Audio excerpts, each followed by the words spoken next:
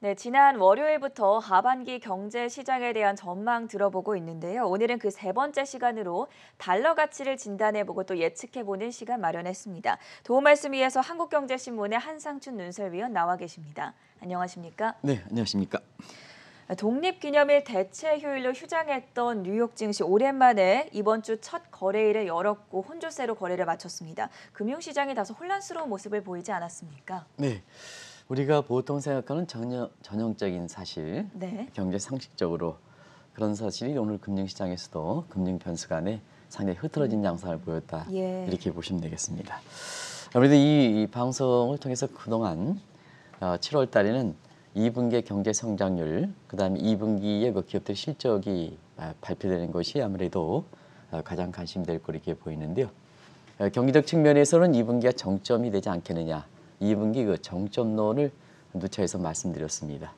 그리고 기업들의 실적에 있어서는 어닝 서프라이즈 되지만 그 폭은 상당히 둔화될 것이다 하는 이런 측면을 좀 말씀드리면서 작년 그 코로나 직후 이후에는 저금리 저물가 혜택의 대형 기술주, 우리가 얘기하는 팡스라든가 마가트정, 마가업종이라든가 이런 쪽을 좀 말씀드리다가 여름 휴가철 끝나고 나서 한국 주식을 좀 강하게 밀어붙였죠.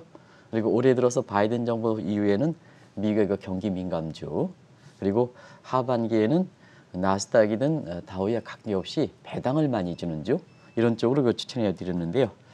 역시 오늘 미국의 그 서비스와 비농업 그 제조 피아메아 지수가 아직 발표했습니다. 네. 이미 우리 캐스터분께서 발빠르게 전해주셨습니다는 지표가 예상치 대비해서 좀 안 좋게 나왔거든요.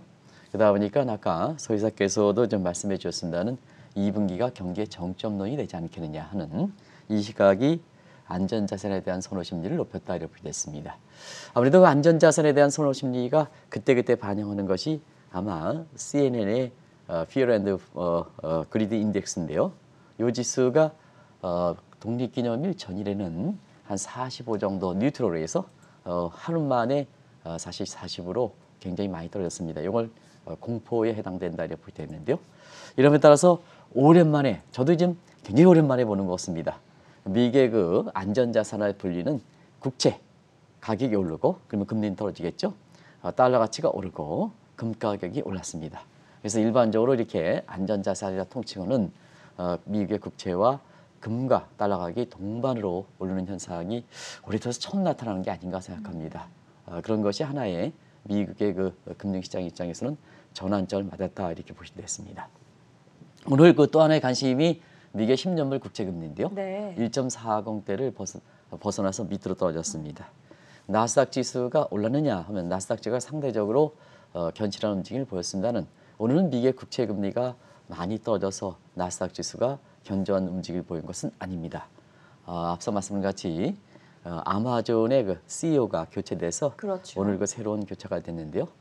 사실 오늘 그 미국의 국채금리가 이렇게 많이 떨어지면 미래 잠재 가치가 높아지는, 그래서 국채금리가 떨어짐에 따라서 가장 많이 올라가는 게 테슬라거든요. 근데 이제 테슬라는 오히려 거꾸로 떨어졌을 떨어졌죠. 겁니다. 네. 많이 떨어졌을 겁니다. 그런 측면에서 아마존의 그 이펙트 때문에 비교적 이렇게 나스닥이 견실한 움직임을 보였다 하는 것을 꼭 좀 말씀드리겠습니다. 많은 분들이 미국의 국채금리가 급락하다 보니까 사실 그 나스닥 지수가 올라가지 않겠느냐 하는 종절의 관점에서 오늘은 다른 요인이 작용했다 이렇게 됐습니다. 미국의 그 대형 기술주에서 경기가 받치다 보니까 결국은 2분기에 경기 정점론을 제시하면 나스닥의 대형 기술주도 부진하지 않겠느냐 하는 이런 쪽에서 국채금리가 하락에도 불구하고 미국의 나스닥 지수가 그렇게 많이 오르지는 않았다 하는 걸 말씀드리고, 경기 둔화 우려 때문에 서부 텍사스 오페크 결과와 관계없이 오늘 유가가 한 2.4% 떨어졌다 이렇게 됐습니다. 오늘 어제는 그런 말씀드렸지 않습니까? 바이든 정부가 지금의 그 가뭄 사태로 인해서 가정용 전력난의 수요가 굉장히 급증한다 하는 말씀을 드렸습니다. 그런 것이 어제 국제유가를 이렇게 받쳐주는데요. 지금 미국 그 국민들의 경제 고통에서 보면 폭염에서 이것도 고통인데 에너지 수요가 급증하는 상태에서 가정용 전력 수요가 해서 사실 유가가 이렇게 올 때는 경제 고통 지수가 많이 되기 때문에 바이든 대통령도 이례적으로 에너지비에 저에너지를 사용할 권리가 있다 하는 네. 쪽으로 얘기한 것도 바로 가정용 전력 수요가 증가하면서 경제 고통 지수가 되다 보니까 바이든 입장에서는 금리를 생각해서 그런 쪽으로 이렇게 막 얘기하다 보니까 유가가 이렇게 하락됐다 이렇게 보이겠습니다. 오페크 회의 결과가 뭐 지금 이렇게 벼는 건 아니죠. 벼는 측면에서 그 요인에서 유가가 이렇게 사실 올라오고 내려가고 그런 쪽으로 설명하면 안 된다. 지금 세계 원유 시장에서는 사실 그 오펙이 차지하는 비중이 굉장히 적어졌습니다. 1970년대와는 전혀 다릅니다. 비오펙 국가들이 이렇게 한 60%가 넘습니다. 그리고 오펙 국가들은 아시겠습니다. 지금 바이든 입장에서 왜 오페크 플러스 회담에서 왜 감산이라든가 이런 게 감산이라든가 이런 게 잘 안 될까 하는 측면에서는 중동의 재편 문제입니다. 이스라엘이 연정이 됐습니다. 이란이 새로운 정권 교체를 됐습니다. 네. 지금 미국과 러시아는 붙어 있고 그다음에 오페크 플러스 국가에 러시아가 돼 있습니다. 이런 상태에서 중동의 재편과 함께 미국의 이렇게 사실 입김이 이렇게 작용하는 상태에서 미국의 피보 스테이트가 트럼프 정부는 다르게 변하고 있지 않습니까? 그러다 보니까 자연스럽게 지금은 오펙 국가들이 감산 그것이 감산이든 감산하든 합의가 되기 합의가 되기는 상당히 어려운 구조고 감산을 했다 하더라도 과거처럼 오펙 국가들이 결속력이 강해서 감산 합의 이행이든 감산 완화 합의의 이행력이 떨어졌다 이렇게 보이겠습니다. 오펙 국가들의 창설 국가들이 전부 속속 탈퇴하고 있지 않습니까? 그런 측면에서 오페크 플러스 정상회담을 보실 필요가 있다는 걸 말씀드리고 오늘 그 2분기 경기 정점이다 보니까 네. 경제 증시에서 거품론을 일제히 제시했죠. 그래서 연준 의사들은 인플레가 이렇게 일시적이다 하는 게 합창한데 반해서 오늘 월가에서는 2분기의 경기 정점론 이러다 보니까 그동안 증시가 너무 많이 올랐다 해서 투자의 그루들이 미국의 증시의 거품론, 거품 붕괴론 일제히 가담한 것도 하나의 특색이다 이렇게 보겠습니다.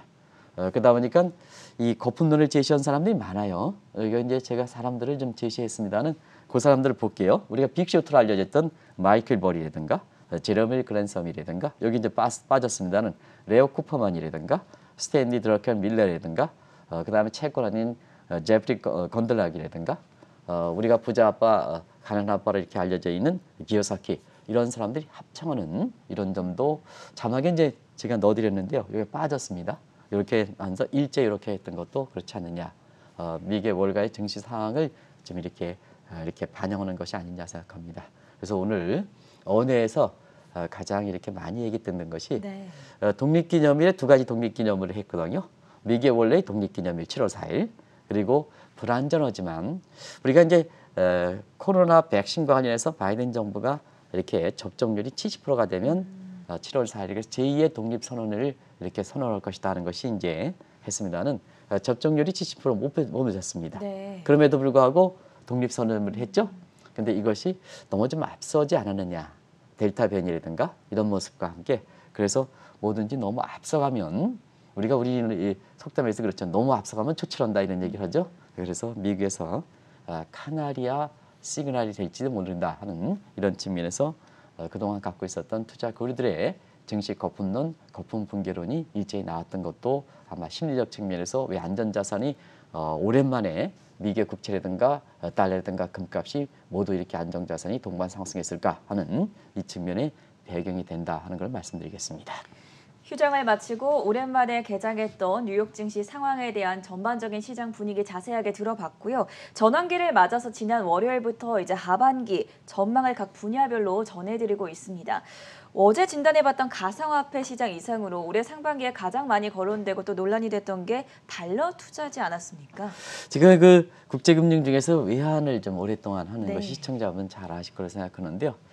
달러 가치에 관련해서 방송을 했던 게 4월 22일인가 이후에 방송을 안 했더라고요. 네. 그래서 생각만큼 한국경제TV를 통해서 방송을 안 하고 다양한 주제를 증시와 다양한 주제를 이렇게 설명드리려고 노력을 하고 있는데요. 사실 달러 가치 문제는 대체로 코로나 직후에 오랜만에 방송하다 보니까 한번 좀 정리해 보도록 하겠습니다. 작년 3월 이렇게 직후에 코로나 이후에는 많은 금융사의 회장들이 오로지 기축통화뿐이 갈 곳이 없다 하는데 이 방송을 통해서는 유일하게 주식, 채권, 집 투자하더라도 달러만 투자하지 말아라 해서 상당히 대주적 움직임을 보였습니다. 그런 것이 이렇게 지난 3월 직후에 작년 3월 직후의 모습이었었는데요. 우리가 보면 지금까지 그 달러 가치 문제에 대해서는 원달러를 기준으로 본다면 대체로 보면 두 단계죠. 그래서 올해 그 1월 초에 조지아주의 결선 투표로 인해서 민주당이 이제 대통령, 상원, 캐스팅 보트, 그래서 민주당이 졌죠. 하원. 이렇게 해서 블루 웨이브가 달성하기 이전까지 기를 1단계로 보고, 그다음에 그 외를 바이든 정부 출범 이후를 2단계로 본다면 1단계는 금융사의 그 회장과 달리 달러 가치가 유력에 떨어졌다 이렇게 됐습니다. 그래서 작년에 달러 투자를 하는데 달러 투자를 했으면 가장 많이 손실을 기록했던 때다 이렇게 보시게 됐습니다. 달러 인덱스라면 작년에 103레벨에서 올해 1월 6일은 89.5, 90이 붕괴됐죠. 그다음에 원달러 환율도 같은 기간에 1280원에서 올해 1월 7일 날 1082원, 200원 이상 떨어졌습니다. 그래서 달러 가치 떨어지면 달러 가치 샀으면 굉장히 손실을 기록했다 이렇게 보시게 됐습니다. 그러나 사실 올해 2단계 접어들면 블루 웨이브가 확정되고 바이든 정부가 출범한 이후 시점이죠. 네. 이때서부터는 달러 가치가 회복됐죠. 나중에 그 달러 가치 문제에 대해서는 바이든 정부에서 왜 이렇게 회복됐을까 하는 측면은 설명드리겠습니다는 인덱스상으로 보면 1월 6일 날 89.5에서 7월 5일 오늘이죠. 92.5까지 갔죠. 그까지 가서 달러 인덱스상으로는 약 7% 정도 상승하는 것을 보이고 있고요. 원달러 환율도 같은 기간 중에 올해 1월 7일 날 1082원에서 어제 1129원 정도로 해서 비슷한 폭으로 원달러 환율이 올랐다. 네. 원달러이 올라갔다는 것은 그만큼 원화 가치에 대해서 달러 가치가 강세가 됐다는 얘기죠. 그런 측면에서 2단계를 구별했다. 그래서 올해 1월 초까지는 달러 가치 하락. 그다음에 바이든 정부에서는 예상과 달리 달러 가치가 회복. 이런 측면이 지금까지 작년 그 3월 이후에 지금까지 달러 인덱스 원달러 환율 모습이다 이렇게 보겠습니다. 올해 상반기에는 또 슬픈 일이 있기도 했었죠. 통화와 환율 역사상 가장 중요한 인물로 꼽히는 콜롬비아 대학 교수 로버트 먼델 교수가 돌아가시지 않으셨습니까? 네, 사실은 그 국제 통화 질서라든가 국제 통화 이론에서 보면 네. 로버트 먼델 교수, 콜롬비아 대학 교수죠. 이분이 그 돌아가신 것은 아마 상반기 외환시장 국제 그 통화 질서를 할 때 반드시 짚고 넘어갈 문제다 이렇게 됐습니다. 제 기억으로는 4월 그 3일인가요? 제 기억으로는 그렇습니다. 그때 한번 그 방송도 해드린 적이 있습니다. 먼델 교수는 아시겠습니다는 유로화의 그 아버지라고 이렇게 표현하죠. 그래서 한 나라 통화가 지금 글로벌 되는데 이 통화가 어디까지 이렇게 최적 이렇게 통화 이론해서 어디까지 영향을 미칠까 하는 요구를 해서 유로화를 설계했던 분입니다. 그래서 전체적으로 이론적 토대라든가 이런 건 최적 통화 이론을 통해서 유로화를 설계하다 보니까 결과적으로 유로화의 아버지가 로버트 먼델 교수다 이렇게 보게 됐습니다. 근데 실제로 유로화 창설을 한 사람은 다른 사람입니다. 네. 벨기에 루뱅대의 리테어 교수입니다. 이분이 유로화 창시에 대해서 결국 1999년에 유로화가 도입해서 2년 동안에 이렇게 시험 기간을 거쳐서 디지털 유로화가 시범 기간을 거치는 것과 마찬가지로 시범 기간을 2년 거쳐서 2001년서부터 일상생활에서 유로화가 도입했던 배경입니다. 그래서 유로화의 전체적인 설계했던 분이 로버트 먼델 교수이기 때문에 사실 국제통화 질서에서는 유로화 창시한 만큼 2차 세계대전 이후에 국제통화 질서에서 획기적 사건이 없었지 않습니까? 이렇게 그런 측면에서 사실 상반기에 이분이 돌아가신 것도 굉장히 애틋하다 하는 걸 말씀드리겠습니다. 결과적으로 왜 이렇게 돌아가셨을까 하는 측면 지병을 갖고 있으긴 했습니다는 결국 당신이 유로화의 창시인데 유럽 통합과 관련해서 올해는 좀 아픈 소식이 있었죠. 아시겠습니다는 2016년 6월 23일 날 영국의 국민투표에서 그때 당시에 사실 그 잘못된 최고 통치자 영국의 그 먼델 총리가 사실은 자기의 정책 야망을 위해서 국민투표에서 당연히 이렇게 통과하지 않겠지 했는데 통과했거든요. 그게 뭐냐? 유로 브렉시트입니다. EU의 영국 탈퇴죠. 이것이 많은 우여곡절을 끝에 올해 1월 1일 날 영국이 EU를 떠나게 됐거든요. 이거에 대해서 가장 가슴이 아팠다는 얘기가 뒷얘기로 전해지고 있습니다. 네. 그러다 보니까 그와 관련해서 유로화 아버지 입장에서는 물론 EU와 유로화는 다른 지역이긴 합니다는 사실은 유럽의 균열이 깨지다 보니까 거기 실망감도 많이 작용됐지 않은 뒷얘기들이 전해지거든요. 아무튼 상반기에는 영국이 EU에서 탈퇴하고 유로화의 그 설계자하고 유로화의 전체적으로 이렇게 아버지라 불리는 로버트 먼델 교수가 이렇게 그 돌아가신 것도 굉장히 국제통화 질서에서 한번 짚고 넘어갈 문제가 아닌가 왜냐하면 유로의 앞날이라든가 이런 또 유럽 통합의 앞날이랑과 관련해서 이분이 돌아가신 것은 향후의 앞날에서 크게 영향을 미칠 것이다. 이렇게 보시면 되겠습니다. 앞서서 달러 인덱스 흐름을 좀 살펴주셨지만 지난 1월 20일에 바이든 정부가 출범하면서 달러 가치가 약세가 될 것이다라는 예상과 달리 오히려 좀 회복하는 국면을 보였습니다. 이 부분도 짚어주시죠. 네, 바이든 정부는 민주당 정부에서 기본적으로 시장에 맡기는 구조거든요. 네. 그러다 보니까 트럼프 정부는 자기의 목적에 의해서 굉장히 소위 정책적 요인, 정치적 요인이 많이 작용해서 달러 가치를 눌려놨거든요. 그렇죠. 어떻게 달러 약세를 추구했던 예. 달러 약세를 달러 이렇게 해서 약세를 추구했던 입장이거든요.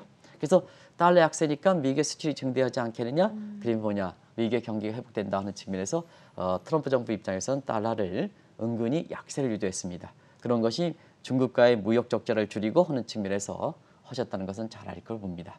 그러면 이제 그동안 트럼프 정부 전 정부에서 달러 약세 이렇게 해서 진리는 않았는데요. 바이든 정부 입장에서는 원달러 환율이 다소 이렇게 회복할 것이다 이렇게 말씀드렸던 요인은 즉 직누님을 시장에 맡겨내니까 그 진누님 달러 약세 진누님 부분을 이렇게 해소하는 과정이 달러가 강세되겠죠. 그런 측면에서 펀더멘탈이 많이 반영된다 이렇게 보겠습니다. 그러면 한번 보겠습니다. 지금 전앵커 올해 그 상반기 지금 2분기 성장률은 이제 7월 달에 네. 중국 같은 경우는 7월 중순에 나오고 그다음에 미국 같은 경우는 속보치가 7월 말에 나올 거로 이렇게 봅니다는 확정치 발표된 게 1월 달이지 않습니까? 네. 그러면 이제 전앵커 긴장하지 마시고 1월 달에 확정하고 방송을 진행하시니까 1분기에 미국의 성장률이 높았습니까? 중국의 성장률이 높았습니까? 중국이 높지 않았습니까? 지금 이제 중국이 높다고 이제 당연히 생각하시죠. 중국은 공식적으로 국가통계원에서 사실 중국의 통계 지금 18% 기록했던 것이 뭐냐면 전년 동기입니다. 근데 중국은 작년에 1분기에 코로나 직격탄이 일찍 맞아서 네. 작년에 마이너스 6.8% 떨어졌던 상황이거든요. 그래서 중국의 18%, 미국이 1분기가 6.4% 기록했지 않습니까? 다이렉트를 비교하면 안 된다 이렇게 됐습니다. 네. 왜냐? 공식적인 통계를 하는 방식이 중국은 전년 동기 방식이고 미국은 전분기 대비 연율 네. 방식입니다. 여러 번 강조해 주셨었죠. 그렇습니다. 그런 상태에서 미국과 중국의 1분기 성장률을 보면 왜 달러 가치가 강세가 되느냐 하는 걸 좀 말씀드리면 자 바이든 정부는 마스적인 정책적 요인을 간부하지 않고 시장에 맡겨놓으면 결국 펀더멘털이 반영된다는 얘기입니다. 그러면 이제 1분기에 지금 발표 나온 거를 이렇게 보면 중국이 1분기에 공식적으로 전년 동기비 18%대 나왔지만 작년 4분기 대비해서 0.6% 나왔습니다. 네. 그럼 미국의 공식적인 통계 방식인 전분기 대비 연율로 에스터리코 4성 때리면 2.4%뿐이 안 나옵니다. 그럼 미국의 1분기 성장률이 6.4% 나왔지 않습니까? 펀더멘탈이 미국의 성장률이 높았다는 얘기입니다. 최소한 상반기까지는 이 정도에서 미국의 성장률이 높지 않겠느냐 이렇게 보고 있습니다. 어떤 분 같은 경우에는 거의 이제 전문가라 하시는 분들이 전부 중국의 성장률이 18% 미국보다 높았다 이렇게 얘기를 많이 하는데요. 네. 그건 잘못됐다. 왜냐? 통계를 추정하는 방식이 똑같아야 된다 하는 걸 말씀드리겠습니다. 그래서 미국의 공통적으로 전분기 대비 연율을 보면 이미 1분기의 성장률이 미국이 중국보다 월등히 높았다. 근데 상반기까지는 지속된다 이렇게 보겠습니다. 그러다 보니까 자연스럽게 바이든 정부에서는 자 억눌렸던 달러 약세니 자 시장에 맡겨놓으면 자 통화치라는 것은 경제 실상에 반영되는 얼굴이다. 자 1분기 미국의 성장률이 높다.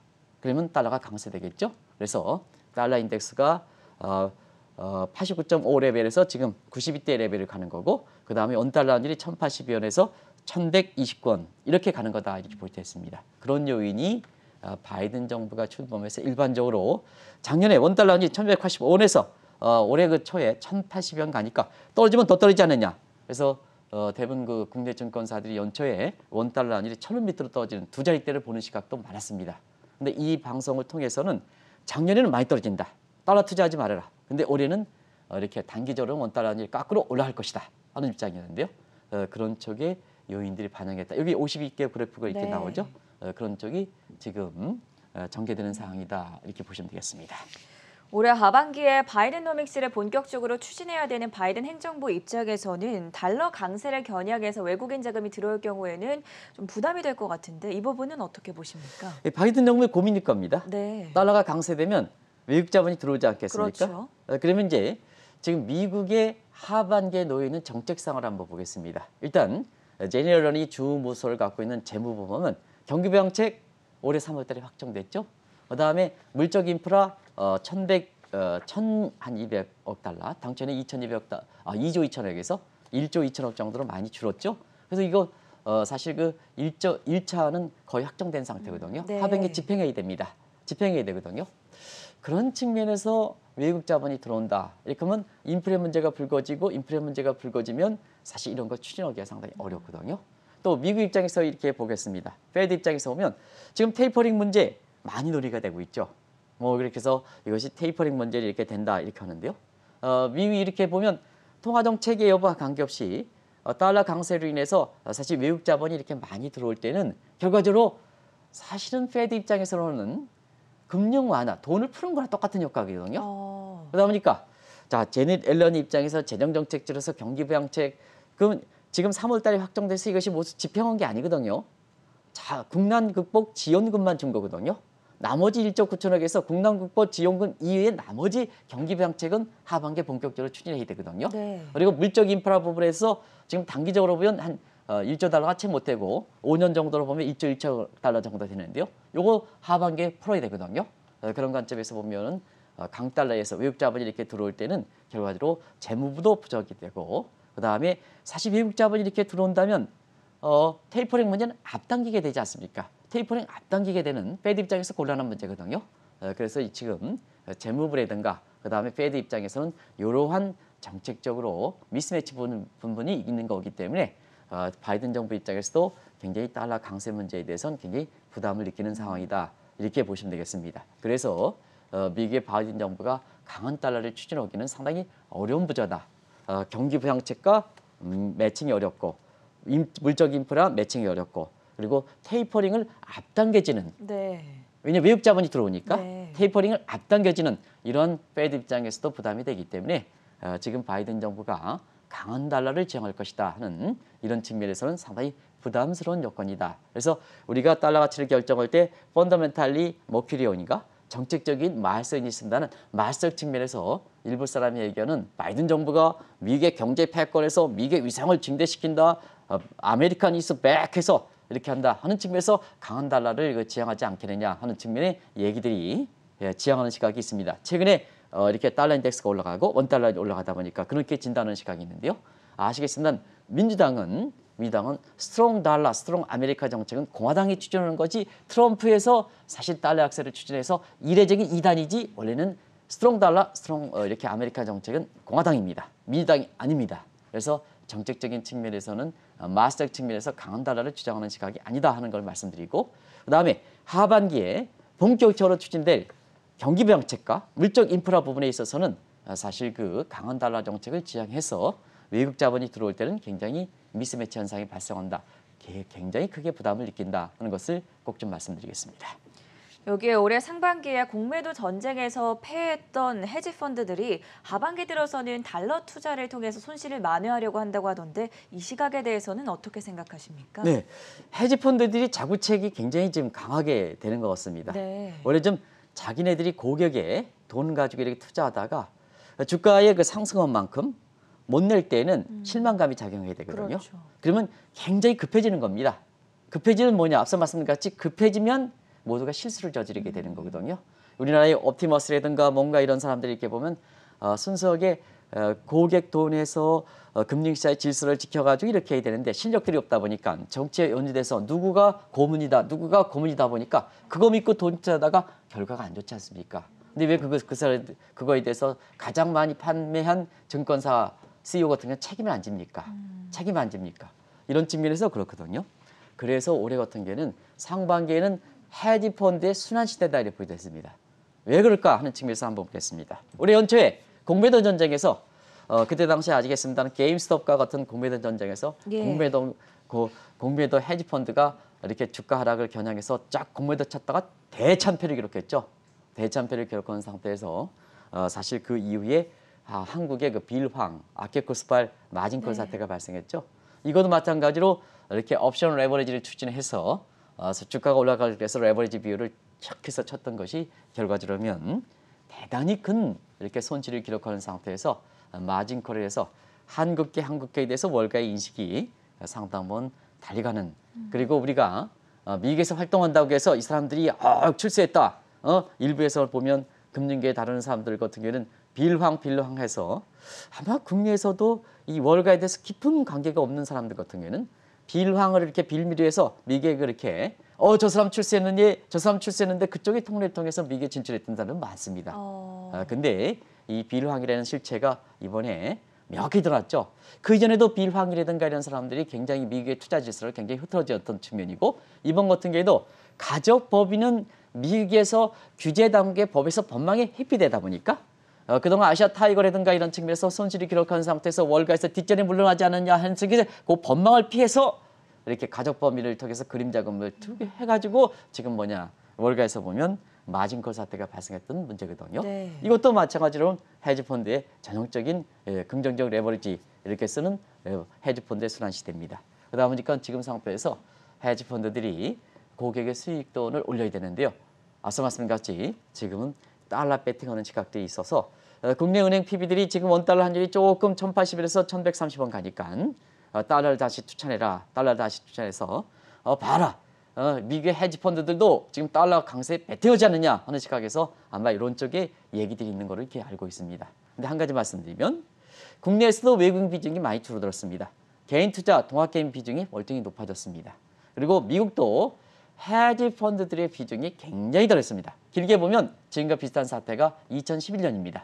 그때 당시에 미국이 사실 그 도드 프랭크 법이 하면서 레버리지 귤에서 벌커를 해서 자 투자 원금이 있으면 과거에는 롱텀 매니지먼트 캐피탈 같은 경우에는 시카고 아파 되겠죠? 100배까지 늘렸는데 그거 하면 금융위기다. 딜러버리 금융위기다. 그러다 보니까 500까지 축소시켜.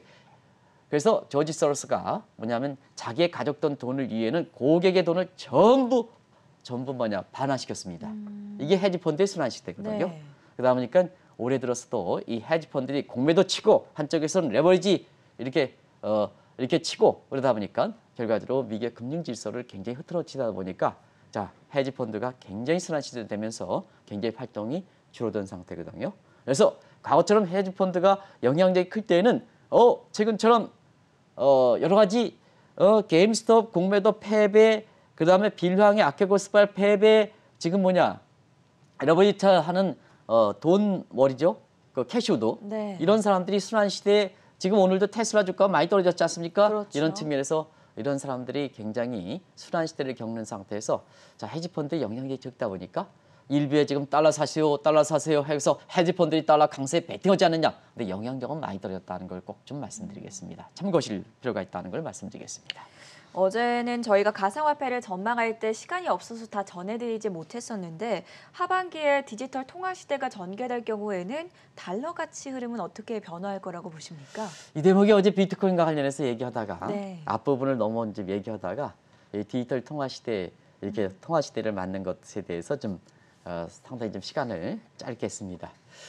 분명한 것은 기업인들 어제도 이제 사실 그 기업인을 만나서 공교롭게도 오후 그다음에 밤 10시까지 안산의 그 기업인과 같이 해서 했는데요. 네. 가장 고민한 사항이 이번 같은 경우는 환율이 올라가고 내려가고 이런 거 관계없이 결제 통화가 바뀌지 않느냐 하는 거에 대해서 어떻게 해야 되느냐 이 문제를 가장 많이 좀 물어보시더라고요. 그만큼 2차 세계대전의 달러 중심 체제에 소위 버파, 리겔 텐더, 100달러 종이화폐죠. 5만 원권 이런 시대가 지금은 사실은 그 디지털 통화 시대가 맞는 상태에서 어떻게 결제를 가져가야 되느냐 하는 측면이거든요. 오늘 앞부분의 방송을 좀 많이 줄였던 것도 이 부분을 좀 많이 가져가기 위해서 그렇습니다. 그러면 이제 한번 보겠습니다. 디지털 통화 시대에서 이제는 코로나 이후에 디지털 통화 시대가 맞는다. 그래서 결제 시스템이 상품을 할 때 결제 시스템이 바뀌어진다 하는 네. 이런 거에 대해서 인식을 좀 가지실 필요가 있다. 인식을 가지실 필요가 있다 이렇게 보시면 되겠습니다. 그러면 이제 두 번째는 자 미국이 디지털 달러를 좀 발행한다. 그러면 지금의 기업인들이 갖고 있는 100달러 이거와 디지털 통화 시대에는 디지털 통화는 어떻게 될 것이냐 하는 측면이거든요. 그거는 대체로 1대1로 리드러메이션 한다 이렇게 볼 때 있습니다. 그래서 예를 들어서 100달러를 갖고 있으시면 사실상 그 디지털 통화 100달러를 그 당신의 계좌 100달러에 있는 계좌에 디지털 통화를 코인을 싸준다 이렇게 볼 때 있습니다. 네. 그래서 그거 가지고 이렇게 디지털 위안화든 뭐든 이렇게 결제하면 되신다 하는 것을 말씀드리겠습니다. 그래서 그 단계에서 지금 100달러인데 디지털 달러가 발행하면 이게 뭐냐? 예를 들어서 10분의 1, 100분의 1로 축소시켜서 내가 100분의 1 축소하면 자 지금 100달러 갖고 있는데 디지털 달러 되면 100분의 1로 리디노메이션 하면 1달러, 1 디지털 달러가 되는 게 아니냐 하는 이런 시각은 지금 중국도 그렇습니다. 중국도 지금의 100 이하이라면 작년 5월부터 도입했던 디지털 위안화는 바로 1대1로 통하고 있습니다. 그 우려는 좀 하지 마시기 바랍니다. 그러면 이제 또 한 가지는 자, 비트코인을 갖고 있는 것은 어떻게 되느냐? 비트코인을 갖고 있는 건 어떻게 되느냐? 지금 어쨌거나 민간 사이드에서는 비트코인 가상화폐는 거의 커졌으니까 그걸 방치하면 안 되거든요. 방치하면 이건 어떻게 흡수해 줄 것이냐 하는 네. 측면입니다. 이걸 결제세 대안화폐니까 통화를 대변하거든요. 근데 지금 중앙은행 입장에서는 센트럴뱅크 디지털 커런시인데요. 자, 센트럴뱅크 디지털 커런시인데 비트코인과 같은 가상화폐는 지금 왕성하게 우리 같은 경우에는 주식 거래 대금보다 더 많은데 그걸 좀 한국에서 방치할 것이냐? 한국에도 입장 좀 내놓으셔야 되지 않습니까? 지금 우리나라에 이렇게 비트코인의 가상화폐를 주식 거래 대금 많은데 그거 단순히 당신들 투기하기 때문에 당신 책임지쇼. 불법 거래입니다. 이렇게 얘기할 수가 있느냐? 그것도 국민의 재산입니다. 영끌비 그래가지고 하는 사람은 국민의 재산이거든요. 그것도 안아주는 것이 정책 당국자 문재인 정부 입장이지 않습니까? 그리고 투기라고 할 수 있지 않습니까? 그 사람들도 그거에서 애틋하게 돈 버는 거거든요. 돈 벌어서 투자한 거거든요. 그걸 방치하는 것보단 투기도 하는 것보단 흡수해 주는 것이 중앙은행의 목적이다. 그게 이제 국민의 경제 생활에 책임지는 거 아니겠습니까? 네. 그런 측면에서는 한번 비트코인이라든가 가상화폐 지금 10,000가지가 넘는 알트코인도 나오는데요. 이거 어떻게 센트럴뱅크와 디지털 커런시가 되느냐 하면 그 문제도 좀 말씀드리겠습니다. 그 문제는 지금 비트코인과 알트코인의 차별화가 되지 않습니까? 그죠? 네. 차별화가 되지 않습니까? 지금 비트코인 가상화폐들이 워낙 많이 되다 보니까 우리가 보면 유튜브 방송에 증시와 관련된 방송이 엄청 많습니다. 과거에는 정보가 제한돼서 한국경제TV에서 가장 하면 했는데요. 지금은 다 오거든요. 근데 지금은 더 오히려 한국경제TV의 방송을 더 많이 애청합니다. 시청률이 꽉 올라가고 있거든요. 아침부터. 왜 그러냐? 정보가 많으니까 정보가 질적인 차이에 대해서 믿을 수 있는 정보를 제공하느냐 하는 측면이거든요. 예를 들어서 증권사 유튜브는 자기의 상품을 판매하기 위해서는 왜곡된 정보를 전달해 주지 않느냐 하는 입장이거든요. 그래서 질적인 차별화 정보의 차별이 많으면 질적으로 차별화되는 겁니다.